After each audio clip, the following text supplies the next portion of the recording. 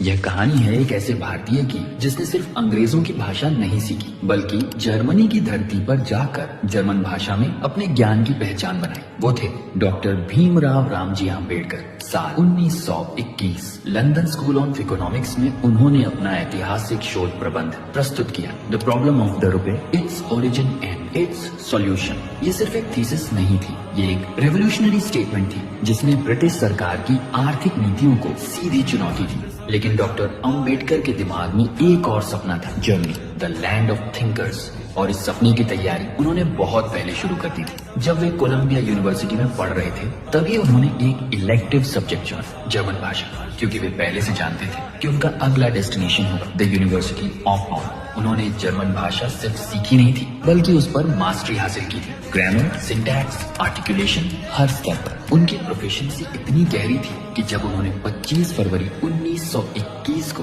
Berlin ministry of science, art and public education को बॉन university में admission के लिए लेटर लिखा तो वो लेटर प्योर जर्मन लैंग्वेज में था, फ्लॉलेस, प्रिसाइज, ग्रामेटिकली परफेक्ट। इतनी परफेक्शन कि आज तक उस पत्र में एक भी ग्रामेटिकल मिस्टेक नहीं पाई। उनके शब्द शार्प थे, उनके वाक्य बैलेंस और उनका टोन कॉन्फिडेंट हर लाइन में झलकता था। The brilliance of a true scholar. यही वह पत्र था जिसने बॉन यूनिवर्सिटी के महान विद्वान प्रोफेसर हरमन जैकोबी का ध्यान आकर्षित किया, जो उस समय head of Indology and comparative linguistics department थे। उन्होंने बाबा साहेब के ज्ञान और भाषा कौशल की सराहना की और उनके सहयोग से डॉक्टर अम्बेडकर को permission to submit a PhD thesis at the University of Bonn मिली। 19 अप्रैल 1921 डॉक्टर अम्बेडकर का नाम आधिकारिक तौर पर पंजीकृत हुआ बॉन यूनिवर्सिटी में। सोचिए, एक भारतीय छात्र गुलाम भारत से आया हुआ और अब जर्मनी के सबसे प्रतिष्ठित विश्वविद्यालय की स्कॉलर लिस्ट में शामिल।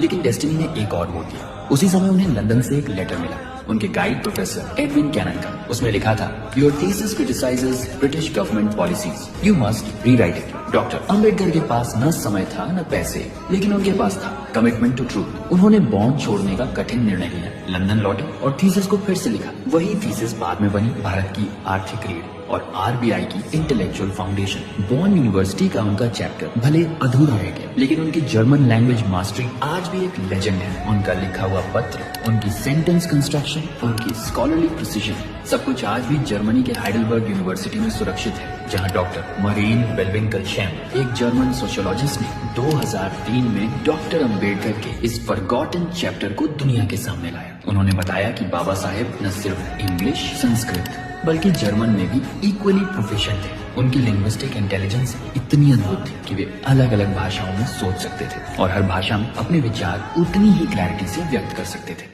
यह कहानी है एक ऐसे भारतीय